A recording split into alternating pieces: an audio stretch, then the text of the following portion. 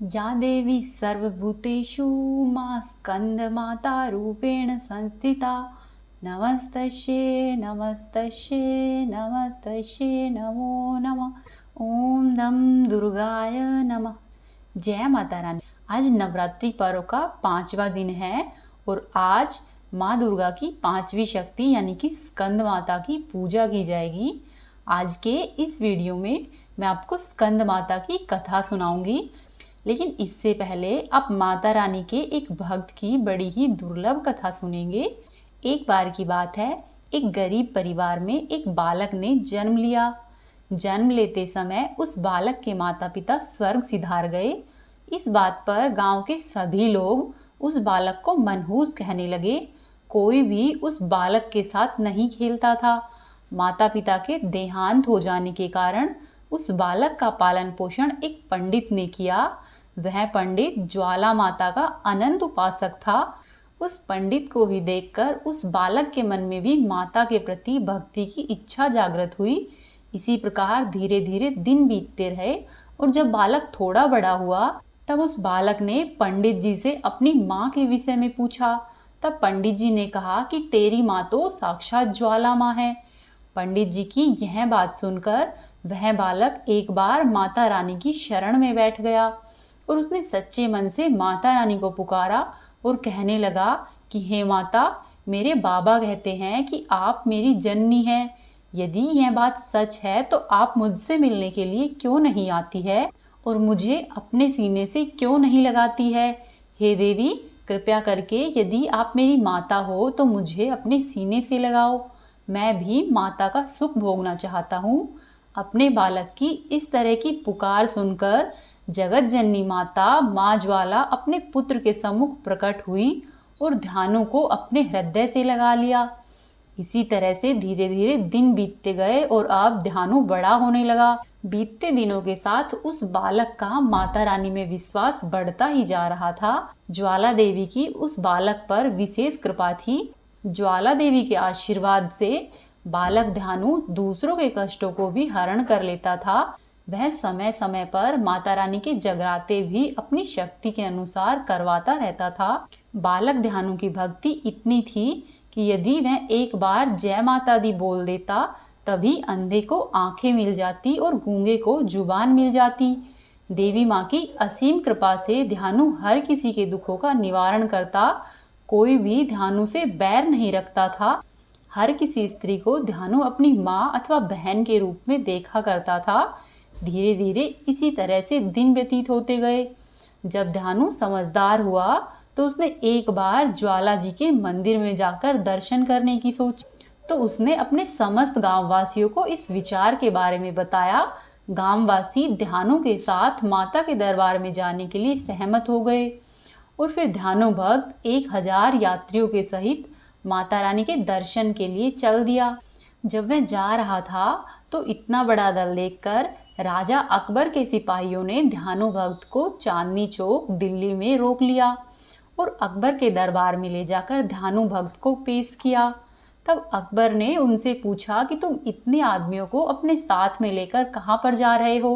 तब ध्यानु भक्त ने हाथ जोड़कर विनम्रता पूर्वक उत्तर दिया कि मैं माँ ज्वाला माई के दर्शन के लिए जा रहा हूँ और मेरे साथ ये जो लोग हैं वो सभी माता रानी के भक्त हैं और हम लोग यात्रा पर जा रहे हैं। अकबर ने जब यह सुना तो कहा कि ये ज्वाला माई कौन है और वहां जाने से क्या होगा। तब ध्यानु भक्त ने उत्तर दिया कि ज्वाला माई संसार को रचाने वाली, पालन करने वाली जगदम्बा है। वे भक्तों की सच्चे हृदय से की गई सभी प्रार्थनाएं स्वीकार करती है तथा अपने भक्तों की सभी मनोकामनाएं पूरी करती है। उनका प्रताप ऐसा है कि उनके स्थान पर बिना तेलवाती के ज्योति जलती रहती है। हम लोग हर वर्ष उनके दर्शन के लिए जाते हैं। तब अकबर बोला, तुम्हारी ज्वाला माई इतनी ताकतवर है, इसका यकीन हमें किस तरह आएगा। आखिरकार तुम माता रानी के भक्त हो, अगर तुम कोई करिश्मा करके दिखाओ तो हम भी मान ले। तब ध्यानु ने नम्रता पूर्वक उत्तर दिया कि श्रीमान, मैं तो माता का एक तुच्छ सेवक हूँ, भला मैं क्या चमत्कार दिखा सकता हूँ। तब अकबर ने कहा, अगर तुम्हारी प्रार्थना सच्ची है तो माता रानी जरूर ही तुम्हारी इज्जत रखेगी। अगर वह तुम्हारे जैसे भक्तों का ख्याल नहीं रखे तो फिर तुम्हारी प्रार्थना करने का क्या फायदा है। या तो वह देवी ही यकीन के काबिल नहीं है, या तो तुम्हारी इबादत ही झूठी है। इम्तिहान के लिए हम तुम्हारे घोड़े की गर्दन काट देते हैं, तुम अपनी देवी से कहकर उसे दोबारा से जिंदा करवा दो। इस प्रकार कहकर राजा अकबर ने घोड़े की गर्दन काटने की आज्ञा दे दी। इस प्रकार घोड़े की गर्दन काट दी गई। ध्यानु भक्त ने कोई उपाय नहीं जानकर बादशाह से 1 माह की अवधि तक घोड़े के सर व धड़ को सुरक्षित रखने की प्रार्थना की। अकबर ने भी ध्यानु भक्त की बात मान ली। यात्रा करने की उन्हें अनुमति दे दी गई। फिर बादशाह से विदा लेकर ध्यानु भक्त अपने साथियों के साथ माता रानी के दरबार में उपस्थित हो गए। स्नान और पूजन इत्यादि करने के बाद ध्यानु भक्त और उनके साथियों ने रात भर जगराता किया। प्रातःकाल आरती के समय ध्यानु भक्त ने प्रार्थना की कि हे मातेश्वरी, आप तो अंतर्यामी है। बादशाह मेरी भक्ति की परीक्षा ले रहे हैं, आप मेरी लाज रखना। हे माता रानी, मेरे घोड़े को अपनी कृपा व शक्ति से जीवित कर देना। हे माता रानी, चमत्कार प्रकट करना और अपने इस सेवक को कृतार्थ करना। यदि आप मेरी प्रार्थना स्वीकार नहीं करोगी तो मैं भी अपना सर काटकर आपके चरणों में अर्पित कर दूंगा, क्योंकि लज्जित होकर जीने से मर जाना ही अधिक अच्छा है। हे माता रानी, यह मेरी प्रतिज्ञा है, कृपया आप मुझे उत्तर दे। कुछ समय तक ध्यानु भक्त मौन रहा और माता रानी के उत्तर की प्रतीक्षा करता रहा, परंतु उन्हें उत्तर नहीं मिला। इसके पश्चात भक्त ने तलवार से अपना शीश काटकर देवी को भेंट कर दिया। उसी समय साक्षात ज्वालामाई प्रकट हुई और ध्यानु भक्त का सिर धड़ से जुड़ गया और भक्त जीवित हो उठा। माता ने भक्त से कहा कि दिल्ली में तुम्हारे घोड़े का सर भी धड़ से जुड़ गया है, चिंता छोड़कर दिल्ली जाओ। लज्जित होने के कारण का निवारण हो गया है। यदि और कोई तुम्हारी इच्छा हो तो तुम मुझसे वह भी वरदान मांगो। तब ध्यानु भक्त माता रानी के चरणों में शीश झुकाकर उनको प्रणाम करता है और निवेदन करता है कि हे जगदम्बे, आप सर्वशक्तिमान है। हम मनुष्य अज्ञानी हैं, भक्ति की विधि भी नहीं जानते। फिर भी मैं विनती करता हूँ कि हे जगदम्बे, आप अपने भक्तों की इतनी कठिन परीक्षा नहीं लिया करो, क्योंकि प्रत्येक संसार के भक्त आपको शीश की भेंट नहीं दे सकते हैं। हे माता रानी, कृपा करके किसी साधारण भेंट से ही अपने भक्तों की मनोकामना पूर्ण किया करो। तब माता रानी ने ध्यानु भक्त को तथास्तु कहा और उससे बोली, अब से मैं शीश के स्थान पर केवल नारियल की भेंट व सच्चे हृदय से की गई प्रार्थना के द्वारा सबकी सभी प्रकार की मनोकामनाएं पूर्ण करूंगी। ऐसा कहकर ध्यानु भक्त को वरदान देकर माता रानी अंतर्धान हो गई। इधर तो यह घटना घटी और उधर दिल्ली में जब मृत घोड़े का सर व धड़ माता की कृपा से अपने आप जुड़ गया और वो घोड़ा जीवित हो उठा, तो सब दरबारियों के सहित बादशाह अकबर आश्चर्य में डूब गए। बादशाह ने अपने सिपाहियों को ज्वालाजी भेजा और सिपाहियों ने वापस आकर उसे सूचना दी कि वहां पर जमीन से आग की लपटें निकल रही है। शायद यह उन्हीं की ताकत से यह करिश्मा हुआ है। यदि आप हुक्म करें तो हम इन लपटों को बंद करवा देते हैं। तब कुछ सिपाहियों ने सर्वप्रथम माता रानी की पवित्र ज्योति के ऊपर लोहे के मोटे मोटे तवे रख दिए, परंतु माँ ज्वाला की दिव्य ज्योति उन तवों को फाड़कर उनसे ऊपर निकल आई। इसके बाद एक नहर का बहाव उस ज्योति की ओर मोड़ दिया गया, जिससे कि नहर का पानी निरंतर ही ज्वाला जी की ज्योति के ऊपर गिरता रहे। फिर भी ज्योति का जलना बंद नहीं हुआ। इस तरह से सिपाहियों ने आकर सारी खबर राजा अकबर को कह सुनाई। ज्योतों का जलना बंद नहीं हो सकता और हमारी सारी कोशिश नाकाम हो गई है। अब आपको जो ठीक लगे वही करें। इस तरह का समाचार पाकर बादशाह अकबर ने दरबार के विद्वानों से परामर्श किया। विद्वानों ने विचार करके कहा कि यदि आप स्वयं जाकर देवी चमत्कार को देखें तथा नियम के अनुसार भेंट आदि चढ़ावा देकर देवी माँ को प्रसन्न करें, तो हो सकता है आपको कुछ देखने को मिल जाए। अकबर ने विद्वानों की बात मान ली और 1.25 मन पक्के सोने का भव्य छत्र तैयार करवाया। फिर वह छत्र अपने कंधे पर रखकर नंगे पैरों से ज्वाला जी के मंदिर में पहुंच गया और दिव्य ज्योति के दर्शन किए मस्तक श्रद्धा से झुक गया। और अकबर के मन में अब पश्चाताप होने लगा। वह कहने लगा, हे माँ, मैं आपको 1.25 मन पक्के सोने का भव्य छत्र भेंट स्वरूप चढ़ा रहा हूँ। आज तक किसी भी राजा ने आपको 1.25 मन पक्के सोने का भव्य छत्र भेंट नहीं किया होगा। कृपया आप मेरी भेंट स्वीकार कीजिए।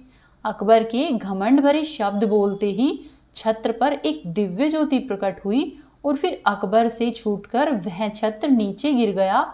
और जैसे ही वह छत्र नीचे गिरा, वो सोने का नहीं रहा, किसी विचित्र ही धातु का बन गया, जो धातु न तो लोहा थी, न ही पीतल, न ही तांबा और न ही अन्य कोई धातु थी। अर्थात ज्वाला देवी ने अकबर की भेंट अस्वीकार कर दी। इस चमत्कार को देखकर अकबर ने अनेक प्रकार से स्तुति करते हुए माता रानी से क्षमा याचना की और उनसे भीख मांगी, हे माता रानी, मुझे क्षमा कर दो। मैं मूढ़ और मूर्ख होने के कारण आपके प्रभाव को नहीं जान सका।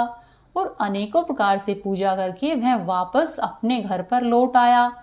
आते ही उसने सभी सिपाहियों के लिए भक्तों से प्रेमपूर्ण व्यवहार करने का आदेश दिया।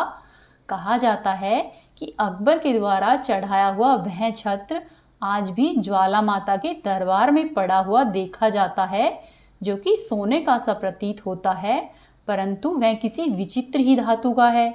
इस तरह से माता रानी ने अकबर के घमंड को दूर कर दिया और अपने ध्यानु भक्त की लाज रख ली। उसके बाद ध्यानु भक्त माता रानी के चरणों में अपनी सेवा अर्पित करने लगा और फिर से प्रसन्नता पूर्वक रहने लगा। हे माता रानी, जैसी आपने भक्त पर कृपा की है, वैसी ही हम सभी पर रखना। बोलो अम्बे मात की जय। जय जगदम्बे, जय माँ भवानी, जय जन कल्याणी। अब आप सुनिए माँ दुर्गा की 5वीं शक्ति यानी कि स्कंद माता की कथा। स्कंद माता का स्वरूप अत्यंत ही मनमोहक है। इनकी 4 भुजाएं हैं, जिनमें से 2 भुजा में माता रानी ने कमल का पुष्प धारण किया हुआ है और तीसरी भुजा से ये अपनी गोद में स्कंद भगवान को बिठाती है और चौथे हाथ से माता रानी वरदान देती है। स्कंद माता कमल के आसन पर विराजमान रहती है, साथ ही ये सिंह की सवारी करती है। कमल के आसन पर विराजमान रहने के कारण ही इन्हें पद्मासना देवी के नाम से भी जाना जाता है। असुरों के साथ होने वाले देवताओं और असुरों के युद्ध में स्कंद माता ने अपने पुत्र भगवान स्कंद को सेनापति के रूप में नियुक्त किया था और माता रानी ने स्वयं युद्ध का संचालन किया था। इसी कारण से देवी अपने भक्तों की सदा ही उनके शत्रुओं से रक्षा करती है और जैसी जिसकी मनोकामना होती है, माता रानी उसे पूर्ण करती है।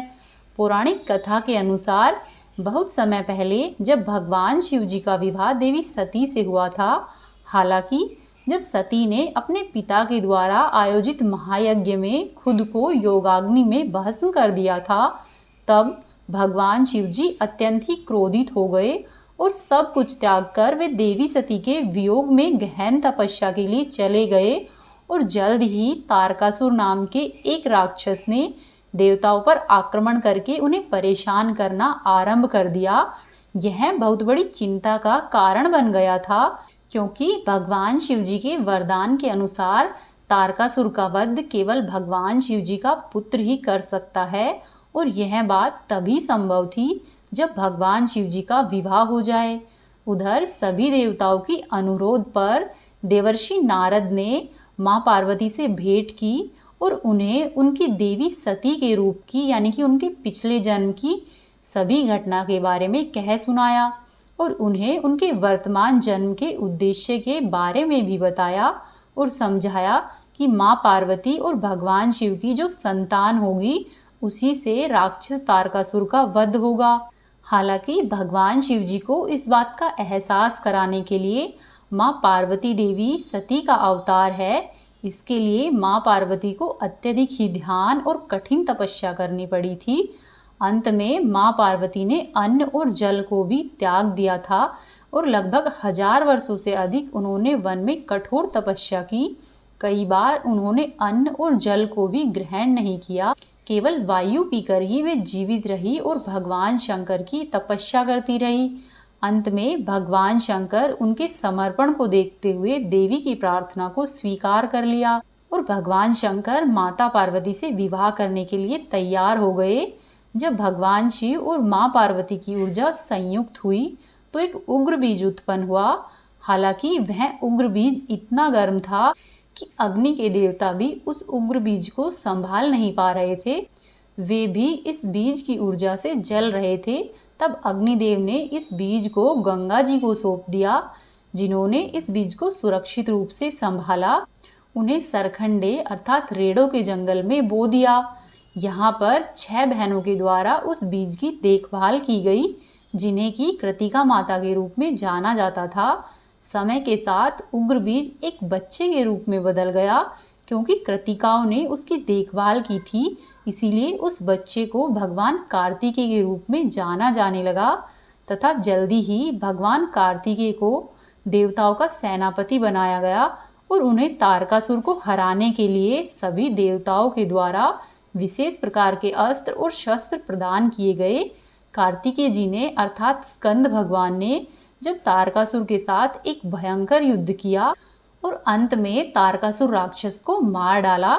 इस प्रकार स्कंद भगवान ने देवों के अधिकार फिर से उन्हें वापस प्रदान किए। क्योंकि कार्तिकेय जी का जन्म एक गर्म बीज से हुआ था, इसीलिए ही उन्हें स्कंद के नाम से जाना जाने लगा। स्कंद का संस्कृत में अर्थ होता है उत्सर्जक और उनकी माता मां पार्वती को स्कंद माता के नाम से जाना जाने लगा। जब हम स्कंद माता की पूजा करते हैं तो उनकी गोद में विराजित स्कंद भगवान की स्वतः ही पूजा हो जाती है। इस प्रकार माता रानी की कृपा के साथ साथ भक्तों को भगवान स्कंद की भी कृपा प्राप्त होती है। अगर कोई भक्त बिना किसी स्वार्थ के या बिना किसी मनोकामना के माता रानी की पूजा करता है तो माता रानी अपने भक्त को शक्ति, समृद्धि और सुखों का आशीर्वाद देती है। साथ ही सदा के लिए अपने भक्त की रक्षा भी करती है। माता रानी की गोद में विराजित स्कंद भगवान हमेशा ही बाल रूप में क्यों रहते हैं, वे कभी बड़े क्यों नहीं होते हैं? इसके पीछे भी एक कथा प्रचलित है। कहते हैं कि ऐसा एक श्राप के कारण हुआ था। एक बार भगवान शिव और देवी पार्वती खेल खेल रहे थे, जिसमें भगवान शिव जी अपना सब कुछ हार जाते हैं और हारने के बाद भगवान शिव जी गंगा के किनारे पर चले गए। इधर कैलाश पर्वत पर भगवान शिव जी को ना पाकर कार्तिकेय जी को बड़ी चिंता हुई। पूछने पर माता पार्वती ने उन्हें सब कुछ सच सच बता दिया। सारी घटना को जानकर कार्तिकेय जी शिव जी के पास गए और उनसे वापस लौट आने की प्रार्थना करने लगे। भगवान शिव जी ने कहा कि अगर मेरी सारी चीजें मुझे पहले की ही तरह वापस मिल जाए तभी मैं कैलाश पर्वत पर वापस आऊंगा। कार्तिकेय जी ने कैलाश पर्वत पर आकर मां पार्वती से खेल ही खेल में भगवान शिव जी की सारी वस्तुएं पुनः जीत ली और फिर भगवान शिव जी को वापस कर दी। इधर पार्वती जी भी शिव जी के कैलाश पर्वत से चले जाने पर बड़ी चिंतित हुई। जब गणेश जी ने अपनी माता को उदास देखा तो उदास होने का कारण पता करके वह शिव जी के पास जाकर उनसे उनका हालचाल पूछने लगे। इधर शिव जी पुनः पार्वती जी से खेल की इच्छा व्यक्त करने लगे और इस बार खेल खेला गया तो खेल में भगवान शिव जी जीत गए। भगवान गणेश जी ने जब ध्यान पूर्वक पूरे खेल को देखा और उसका रहस्य जान लिया कि यह सब तो श्रीहरि के द्वारा किया जा रहा है, तब गणेश जी ने यह बात देवी पार्वती को बता दी। इधर पार्वती जी ने क्रोध में आकर भगवान शिव जी को श्राप दे डाला और कार्तिकेय जी को भी सदैव ही बाल रूप में रहने का श्राप दे दिया। कहते हैं कि तभी से कार्तिकेय जी हमेशा ही बाल अवस्था में दिखाई देते हैं और माता रानी ने भगवान शिव जी को जो श्राप दिया था उसके अनुसार गंगा जी की धारा भगवान शिव जी के मस्तक पर सदैव ही बनी रहेगी। और माता पार्वती ने श्रीहरि को भी श्राप दिया था, उसके अनुसार रावण श्रीहरि का शत्रु होगा और भगवान श्रीहरि को मानव रूप में जन्म लेकर रावण से युद्ध करना होगा। जय माँ दुर्गा, जय माँ भवानी। अब आप सुनिए माँ दुर्गा की एक बड़ी ही पुण्यदायिनी कथा। प्राचीन काल में दुर्गम नाम का एक राक्षस था। वेद देवताओं की शक्ति है और यदि वेद ही देवताओं के पास नहीं रहेंगे तो सभी देवतागण शक्तिहीन हो जाएंगे। ऐसा सोचकर वह राक्षस वेदों को प्राप्त करने के लिए हिमालय पर्वत पर तपस्या करने चला गया। तपस्या से उसने ब्रह्मा जी को प्रसन्न करके उसने सभी देवताओं को पराजित करने और वेद प्राप्त करने की शक्ति भी प्राप्त कर ली। दुर्गम ने देवताओं को पराजित करके उन्हें स्वर्ग से बाहर निकाल दिया और फिर सभी देवता पहाड़ों और गुफाओं में जाकर रहने लग गए और तभी सभी ब्राह्मण भी वेद भूल गए। नदियाँ, तालाब और कुएं सब कुछ सूख गए। धरती पर जल की एक बूंद भी मौजूद नहीं थी। सभी जीव प्यास के कारण मरने लगे। घर घर में लाशें बिछ गई। दुर्गम से पराजित होकर सभी देवता गुफाओं और पर्वतों पर जाकर छिप गए। यह सब देखकर सभी ब्राह्मणों ने एक साथ मिलकर देवी माता की प्रार्थना की और आराधना करने के लिए हिमालय पर्वत पर पहुंच गए। उन्होंने जब प्रार्थना की तो उनकी प्रार्थना से प्रसन्न होकर देवी अपने दिव्य रूप में अनंत नेत्रों से उनके समक्ष प्रकट हुई और देवी के अनंत नेत्रों से जल की धाराएं गिरने लगी, जिससे कि सभी तालाब और नदियां भर गई और समुद्र का जल स्तर भी बढ़ गया। देवी ने सभी प्राणियों को खाने के लिए अनेक प्रकार की जड़ी और बूटियां दी, जिससे कि सभी प्राणी तृप्त हो गए। देवी ने अपने अनंत नेत्रों से संसार में जल बरसाया था, इसी कारण से इनका नाम शताक्षी पड़ा और प्राणियों को जड़ी और बूटियां देने के कारण संसार में शाकंभरी के नाम से इनकी विख्याति हुई। जब दूत से ये सारी बातें दैत्य दुर्गम को पता चली तो दैत्य दुर्गम युद्ध के लिए अपनी सेना तैयार करके उस स्थान पर आया जहां पर देवी उपस्थित थी और अपनी सेना के द्वारा उसने ब्राह्मणों सहित देवताओं को घेर लिया। यह सब देखकर ब्राह्मण और देवता भयभीत हो गए। तब देवी ने देवताओं और ब्राह्मणों की रक्षा के लिए उनके चारों ओर एक तेजोन्मय शक्ति का घेरा स्थापित कर दिया और स्वयं देवी माता उस घेरे से अकेली ही निकलकर दुर्गम से युद्ध करने लगी। देवताओं और दैत्य दोनों की भुजाओं ने सूर्य को ढक लिया। बाणों की ध्वनि चारों ही दिशाओं में गूंजने लगी। तब जगदम्बा के शरीर से कालिका, तारिणी, बाला, बंगला, त्रिपुर भैरवी, रमा, मातंगी, त्रिपुर सुंदरी, कामाक्षी, देवी तुलजा, जम्भिनी, छिन्नमस्ता, मोहिनी, गुह्य काली तथा बाहुका आदि 10,000 देवियां प्रकट हुई। तत्पश्चात 64 योगिनियां प्रकट हुई तथा अन्य असंख्य देवियां प्रकट हुई। इन सभी देवियों के भुजाओं में अस्त्र और शस्त्र थे तथा इन सभी देवियों ने मिलकर दैत्यों की पूरी ही सेना का अंत कर दिया। अपनी सारी सेना का इस प्रकार से अंत होते देखकर दुर्गम स्वयं युद्ध भूमि में आया और देवी के सामने आकर खड़ा हो गया। 10 दिनों में दैत्यों की पूरी ही सेना मारी गई और जहां पर युद्ध चल रहा था वहां पर खून की नदियां बहने लग गई। इसके बाद 11वें दिन दुर्गम पूरी शक्ति और बड़े ही उत्साह के साथ युद्ध भूमि में आया और देवी के रथ के सामने अपने रथ को लेकर आ गया। फिर दोपहर तक देवी और दुर्गम का भयानक युद्ध हुआ। दोपहर के बाद देवी ने 15 प्रचंड बाण चलाए। 4 बाण 4 घोड़े के लिए, 1 बाण सारथी को समाप्त करने के लिए।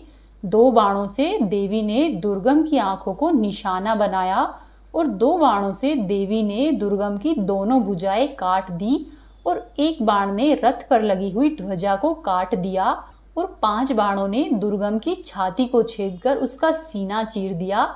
इससे दुर्गम का जीवन समाप्त हो गया। दुर्गम के अंत के बाद सभी देवता और ब्राह्मण देवी माता की स्तुति करने लगे।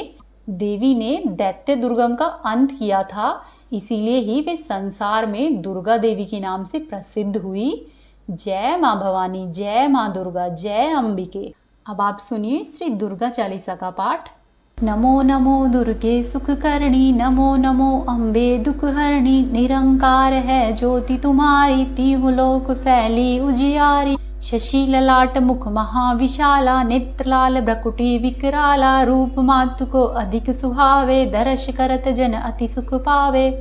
तुम संसार शक्ति लेकीना, पालन हेतु अन्न धन दीना। अन्नपूर्णा हुई जगबाला, तुम ही आदि सुंदरी बाला। प्रलय काल सब नासनहारी, तुम गौरी शिव शंकर प्यारी। शिव योगी तुम रे गुण गावे, ब्रह्मा विष्णु तुम्हें नित धावे। रूप सरस्वती को तुम धारा, दे सद्बुद्धि ऋषि मुनि भारा। धरो रूप नरसिंह को अम्बा, प्रकट भई फाड़ कर खम्बा। रक्षा करी प्रहलाद बचायो, हिरण्याक्ष को स्वर्ग पठायो। लक्ष्मी रूप धरो जग माही, श्री नारायण अंग समाही। क्षीर सिंधु में करत विलासा, दया सिंधु दीजे मन आसा। हिंगलाज में तुम ही भवानी, महिमा अमित न जात बखानी। मातंगी अरु धूमावती माता, भुवनेश्वरी बंगला सुखदाता।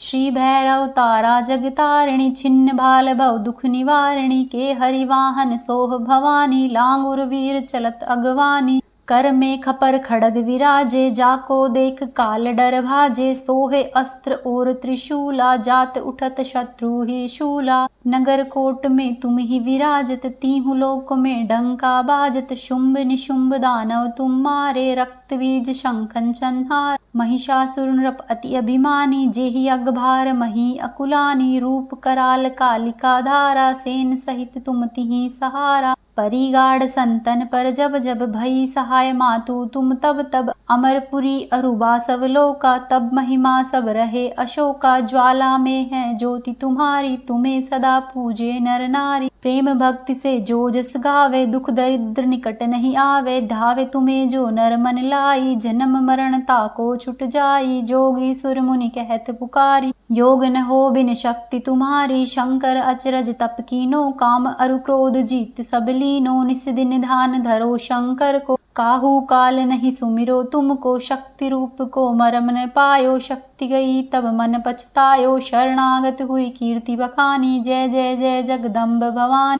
भई प्रसन्न आदि जगदम्बा, दई शक्ति नहीं कीन विलंबा। मोकु मातु कष्ट अति घेरा, तुम बिन कौन हरे दुख मेरा। आशा तृष्णा निपट सतावे, मोह मदादिक सब बिनशावे। शत्रुनाश कीजे महारानी, सुमिरो इक चित तुम ही भवानी। कृपा करु हे मातु दयाला, रिद्धि सिद्धि दे करऊँ निहाला। जब लग जीऊँ दया फल पाऊँ, तुम्हरो यश मैं सदा सुनाऊँ। श्री दुर्गा चालीसा जो कोई गावे, सब सुख भोग परम पद पावे। देवी दास शरण निज जानी, कृपा करऊ जगदम्ब भवानी। बोलो अम्बे मात की जय। ये थी आज की कथाएं। वीडियो को लाइक करें और चैनल को सब्सक्राइब करें। वीडियो को अपने दोस्तों व रिश्तेदारों के साथ अधिक से अधिक शेयर करें।